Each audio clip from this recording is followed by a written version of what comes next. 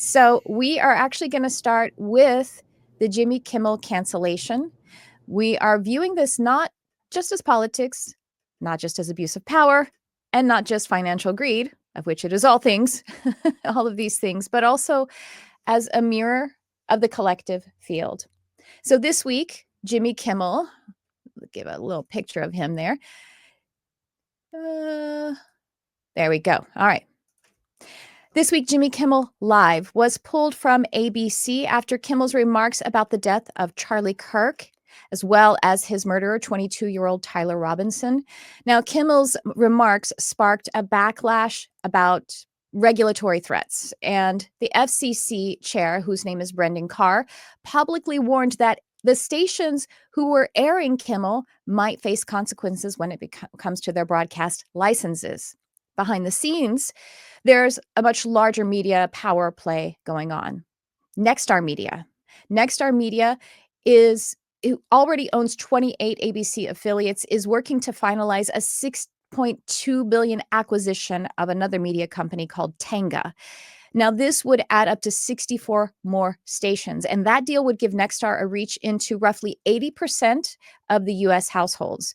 This is far beyond the FCC's current 39% ownership cap. An ownership cap is put on to keep from monopolies occurring. Monopolies are bad because then there is a consolidated amount of power and a certain constriction to diversity of expression. So we're talking basically about a legalized, a sanctioned monopoly being formed.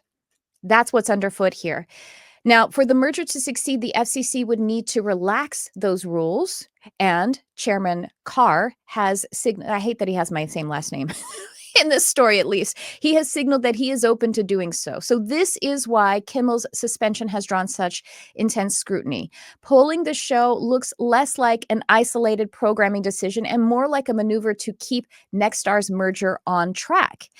Now, ABC and Disney, which Disney owns ABC, they are one and the same. They aren't directly a part of the merger, not technically, not directly, but they would benefit from more stable affiliate distribution and greater negotiating power if the deal goes through. And ABC is what owns Jimmy Kimmel Live. Now, all of this is unfolding amid suspicion that President Trump may be covertly involved, using his influence over allies in the media and regulation to silence his critics and perhaps even position himself for some unseen advantages. So people are saying this is censorship. Technically, it's not government censorship. It's technically not. But it does go to show how regulatory pressure, political power, and corporate consolidation are shaping what we see on our airways, what we have available to us, what is influencing that which is available to us. So, from a spiritual perspective, which is why we're here, what plays out in the media and politics, this is a mirror of our inner world, of the individual, as well as the collective field.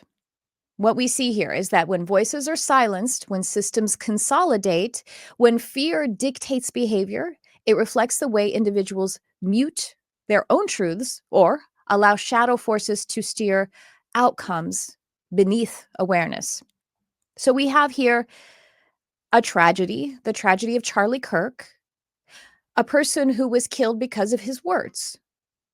And then we have Jimmy Kimmel, who's losing his platform and his livelihood because of words, which, by the way, Jimmy Kimmel, a big part of his actual job description is to be challenging with his words as a comedian. That's what we have tasked with comedians in our society. At any rate, both are revealing how fragile authentic expression has become. And yet they also highlight its importance.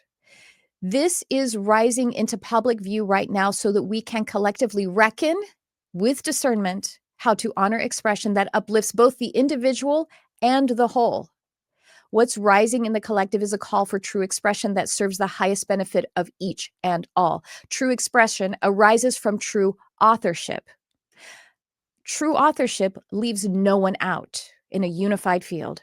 Author, like archangel, like the ark, like complete. Energy is one. We do exist in a unified field. The invitation here is to sharpen discernment and compassion, to notice what's authentic expression versus what is shaped by fear or maybe power. But we also remember that the only true power is love, and the only truth loves every part of the whole. We are being invited to recognize even more deeply that if I harm another, I harm myself. If I harm myself, I harm another. That is the invitation here. That is what we are being called into holding, even in paradox of my truth seems to be in contradiction to another person's truth. That doesn't give us the right to take something from another, whether it be their voice or their life or their money. I didn't know I was going to get emotional with that one, but I guess I'm feeling it a lot. I've been fighting disappointment recently, and it seems to keep ramping up every week, doesn't it? So I also, you know what? Here's the thing. I'll be a little transparent. I really, really like Jimmy Kimmel. I feel like I know him, even though I don't, because I grew up with him on the radio here in Los Angeles. Uh, a friend of mine from high school worked at the radio station that Jimmy worked at as well, and after that, worked with Jimmy for a while. And this friend of mine, his name is Tad. Um, he hasn't worked for Jimmy for a while, but Tad has had some health issues, and I'm not telling Tad's business. He puts this out on social media. And Jimmy visits him in the hospital and the rehabilitation centers, and it's just he's a true blue person. And so I think that's why I got a little bit emotional. And there's just a lot of tough stuff happening right now.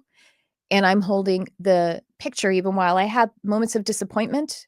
I'm holding the vision that we are taking out the trash, and that the true frequency, the background frequency, the underlying principle of this universe is love, and love is whole, love is one, and that we are recognizing the absence of that or the contradiction of that, and so that we can learn everything from it about why we chose it in the first place.